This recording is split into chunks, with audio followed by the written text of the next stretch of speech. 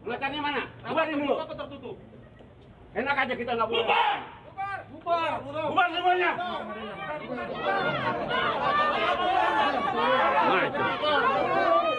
Puluhan buruh yang menjadi pengunjung rapat sengketa pembayaran gaji di salah satu ruang sidang Pengadilan Negeri Jakarta Pusat dibubarkan paksa petugas Satpol PP pagi tadi. Petugas meminta agar pengunjung tidak berkerumun dan segera keluar dari area dalam gedung pengadilan karena melanggar protokol kesehatan. Kericuhan pun terjadi saat sejumlah buruh menolak untuk keluar gedung dengan alasan ingin mengawal rapat untuk memperjuangkan hak atas gaji mereka yang belum terbayarkan.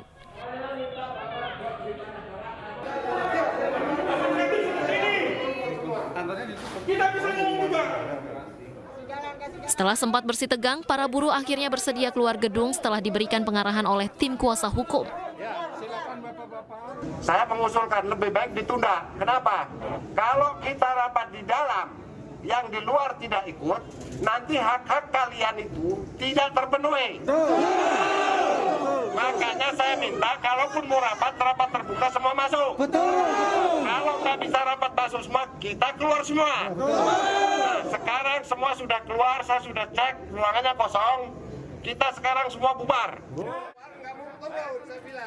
Kerumunan buruh yang menjadi pengunjung pengadilan ini untuk mengawal kasus sengketa pembayaran gaji yang macet sejak November 2020 lalu. Dari Jakarta, Rani Sanjaya, iNews melaporkan.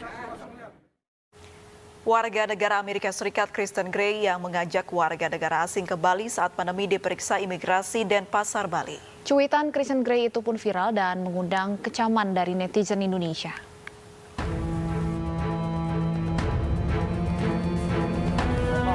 Warga negara asing Kristen Gray menjalani pemeriksaan di kantor imigrasi Denpasar, Bali. Pemilik akun Twitter @KristenTuti diperiksa karena telah mengajak bule pindah ke Bali saat pandemi COVID-19. Pengacara Kristen, Erwin Siregar, menyatakan kliennya tidak bersalah karena tidak melanggar prosedur keimigrasian meski cuitannya menuai kontroversi. Erwin juga menyebut kliennya sempat syok dan menahan diri tidak mengomentari netizen dan menyerahkannya pada pihak imigrasi. Secara prosedur, di mana pelanggarannya, Dek? Toh, kalaupun saya mengundang orang untuk datang ke Indonesia dalam masa COVID sekarang ini, apakah saya berdaya untuk memasukkan orang itu? Tentu harus ada aturan dan peraturan dari kita yang diterapkan di Indonesia ini. Dan itu jelas ada. Hanya kitab, kitas, ya toh, pejabat, itu boleh. Tapi kalau kita hanya untuk sebagai turis saja, pasti kita di stop kok. Sementara karena dia menghormatin hukum, dia tidak memberikan komentar kan. Sebelumnya, cuitan Kristen Gray yang viral ini tertuang dalam sebuah utas yang menceritakan penderitaan yang dialaminya dalam mencari pekerjaan di negeri asalnya, Amerika Serikat. Gray menceritakan perbedaan hidup di Bali dengan di Amerika Serikat, salah satunya terkait biaya sewa rumah. WNA asal Amerika Serikat itu menjelaskan bahwa di Bali ia hanya menyewa rumah $400 Amerika Serikat atau setara 5,6 juta rupiah. Sementara di negara asalnya untuk menyewa rumah harus membayar $1.300 Amerika Serikat atau setara 18,3 juta rupiah. Untuk mengajak WNA tinggal di Bali, Gray juga menjelaskan dengan biaya hidup murah ia bisa hidup mewah di Bali dan membuat e-book yang dijual dengan harga Rp400.000. Gray mengaku memiliki agen visa dan trik khusus cara masuk ke Bali saat pandemi COVID-19. Cuitan Gray ini mendapat komentar dari warganet, namun kini cuitan Gray tersebut telah dihapus.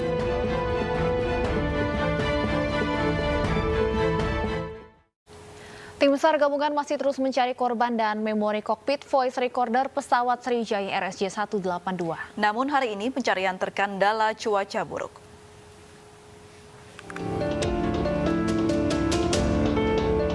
Hari ke-11 pencarian pesawat Sriwijaya RSJ 182 yang jatuh di perairan Kepulauan Seribu 9 Januari lalu terkendala masalah cuaca. Kondisi cuaca yang kurang bersahabat menjadi faktor penyebab sulitnya tim gabungan untuk menemukan korban dan kokpit voice recorder. Tim penyelam pun belum dapat turun ke bawah perairan akibat tingginya gelombang ombak. Untuk hari ini, kondisi cuaca sangat-sangat tidak bersahabat. Ya, sangat tidak menguntungkan untuk dilakukan penyelaman. Data terakhir yang saya terima, di lapangan gelombang 1,5 meter sampai 2,5 meter. Sementara itu ratusan kantong jenazah sudah diserahkan ke tim DVI dan puluhan serpihan pesawat yang berhasil ditemukan sudah diserahkan ke KNKT. Dari Jakarta, Pangeran Negara Khairul Arifin, Tri Julianti, iNews melaporkan.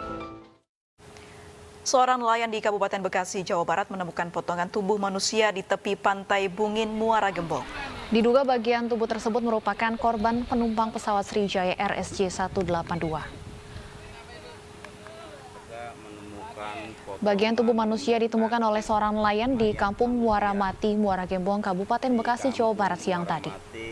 Bagian tubuh tersebut ditemukan nelayan di antara sampah yang berserakan di tepi pantai. Diduga bagian tubuh ini merupakan korban penumpang pesawat Sriwijaya RSJ 182 yang jatuh di perairan Kepulauan Seribu minggu lalu.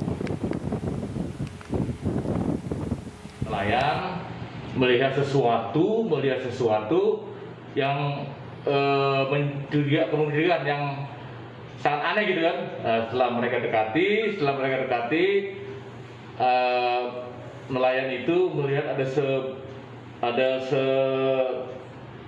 sebuah benda itu diperkirakan itu pas dia lihat itu benda tersebut adalah sepotong kaki manusia.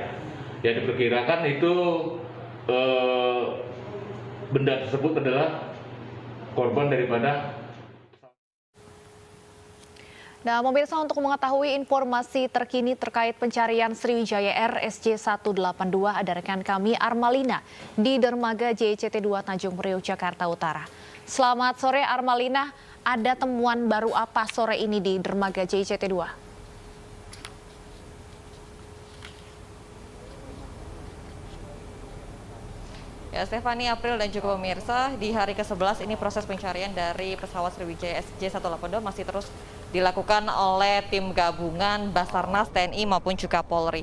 Dan untuk penemuan terbaru di Dermaga JICT Tanjung Priok saat ini kami juga masih menanti karena tadi juga baru tiba ada sejumlah temuan yang datang ke Dermaga JICT dan juga ada hadir Menteri Perhubungan Budi Karya serta Kabasarnas Bagus Parihito, di mana sampai saat ini kami juga masih menanti nanti rencananya akan ada preskon terbaru terkait perkembangan pencarian dari pesawat Sriwijaya SJ182.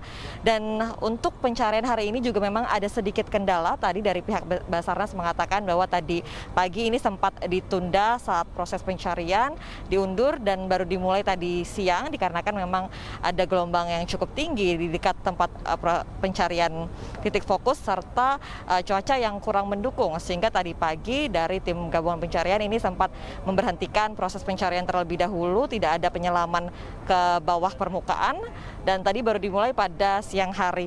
Dan dari pihak Basarnas menyatakan bahwa sejauh ini sudah mengevakuasi ada 310 kantong jenazah, lalu juga ada 55 puing pesawat berukuran besar dan juga 60 kantong serpihan kecil pesawat. Di mana untuk fokus pencarian ini juga dipersempit, yaitu untuk difokuskan di titik fokus yang sudah banyak menemukan barang temuan seperti serpihan pesawat dan juga korban. Ini artinya sudah tidak meluas seperti awal-awal pencarian.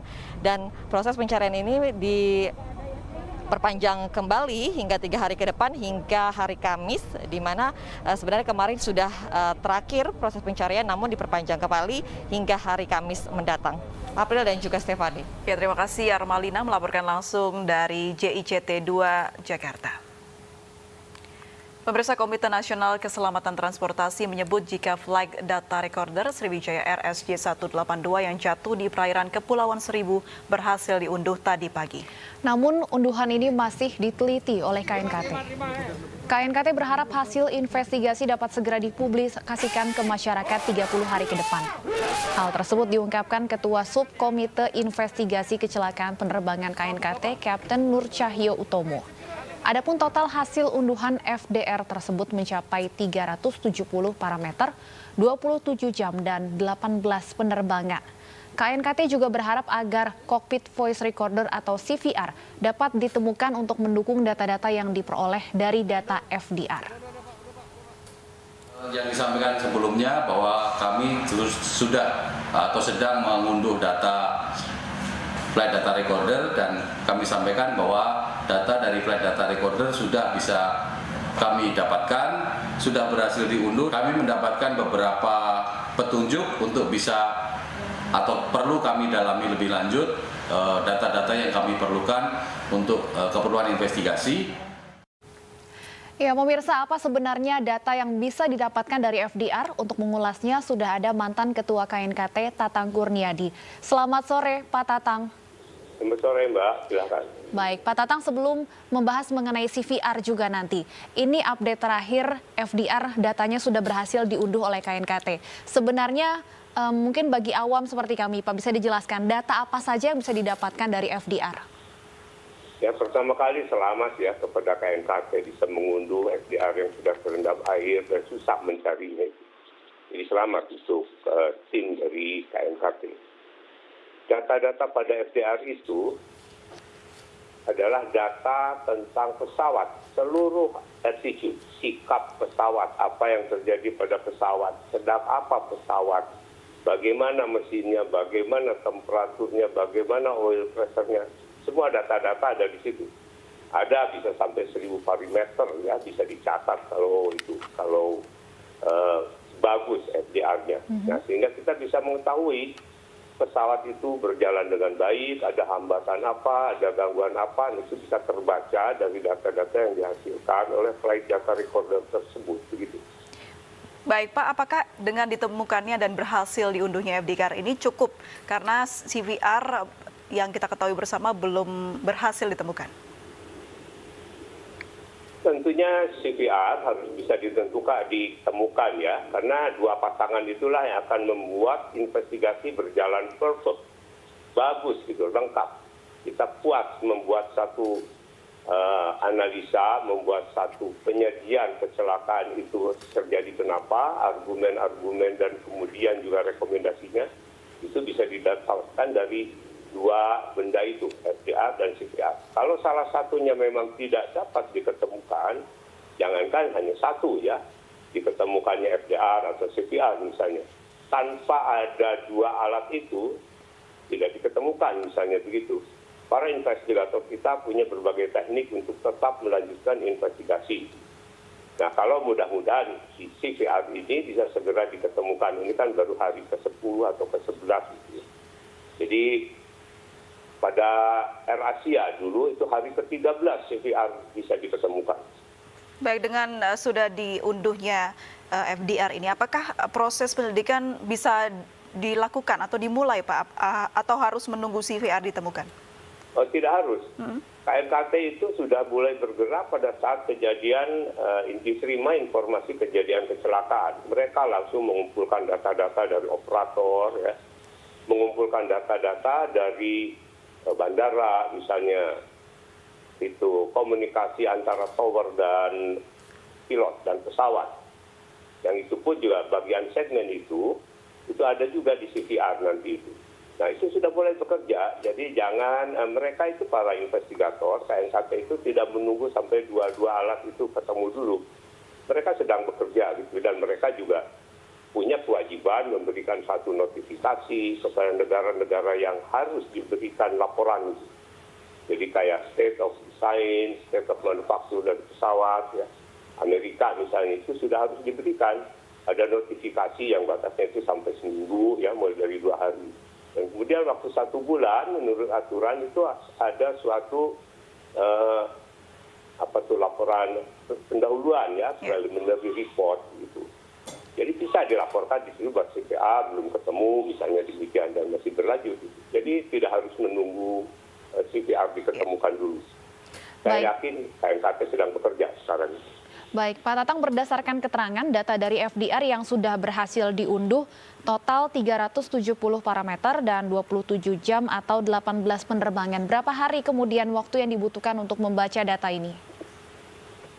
Kalau membaca sepintas begitu, beberapa hari juga bisa ya. Nah, itu menganalisa. Jadi para investigator ini harus menempatkan kemampuannya, pikirannya, kemampuan batinnya ikut terhadap suasana kebatinan pilot saat itu. Kenapa pesawat ini begini? Ya itulah yang dianalisa oleh mereka begitu. Pesawatnya nanjak, belok dan sebagainya itu dicoba dianalisa, diselami secara dengan kemampuan teknis dan suasana kebatinan yang sama ya, mereka para pilot umumnya para investigator itu.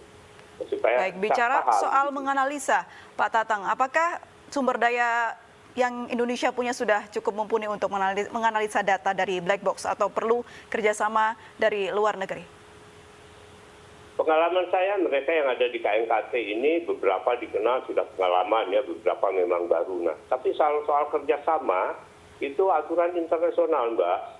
Jadi ICAO ya menyarankan kalau kita tidak punya sesuatu keahlian atau kurang, itu boleh dibantu oleh negara lain atau meminta bantuan negara lain. Itu diharuskan. Nah, dari negara lain, misalnya Amerika, itu dia negara pembuat pesawat, negara pendesain pesawat. Dia pada saat diberi notifikasi ada kecelakaan, dia punya hak gitu untuk bisa mengajukan keikutsertaan investigasi. Karena dia merasa lebih mumpuni dalam bidang-bidang yang mungkin ada di pesawat tersebut. Dan kita tidak dapat menolaknya. Baik, Pak Tatang, terkait dengan CVR, artinya kan saat ini masih berada di bawah air ya. Apakah ada kekhawatiran adanya kerusakan pada memori CVR jika terlalu lama berada di bawah air? Kalau melihat pengalaman-pengalaman kita, negara lain, dan juga informasi-informasi yang diberikan oleh pabrik ya pada saat kita seminar, workshop, itu saya percaya masih bagus. Karena CVR itu terlindung dalam suatu casing memori yang ditutupi baja, dilindungi baja. Baja itu kuat sampai untuk tekanan sekitar 2000 G. Kalau misalnya terbakar gitu ya, itu juga bisa tahan sampai derajat sekitar 1000 derajat Celcius panasnya, terlindung. Saya yakin bisa. Nah, kemudian pengalaman kita CVR yang terendam di dalam laut kedalaman 2000 meter ya di Makassar itu 8 bulan. Perancis satu CVR-nya dan SDR-nya itu terendam di Atlantik 2 tahun. Jadi bisa bagus. Baik, tentunya kita harapkan CVR ini bisa segera ditemukan dan tentunya penyebab jatuhnya Sriwijaya Air ini bisa segera diungkap. Terima kasih Pak Tatang Kurniadi, Ketua KNKT periode 2007-2015 sudah bergabung bersama kami. Pemirsa, 11 hari pasca jatuhnya pesawat Sriwijaya RSJ 182, tim DVI Polri berhasil mengidentifikasi 34 korban. 23 diantaranya sudah diserahkan kepada pihak keluarga. Proses identifikasi jenazah korban jatuhnya pesawat Sriwijaya RSJ 182 terus dilakukan tim DVI Polri. Total 438 sampel DNA telah diperiksa tim DVI. Dari data tersebut, 293 sampel DNA didapat dari data postmortem dan 145 sampel lainnya dari pihak keluarga. Proses identifikasi hari ini akan difokuskan pada pemeriksaan DNA forensik. Hal itu dilakukan karena keterbatasan tim DVI melakukan pemeriksaan lainnya mengingat kondisi jenazah yang sudah lama.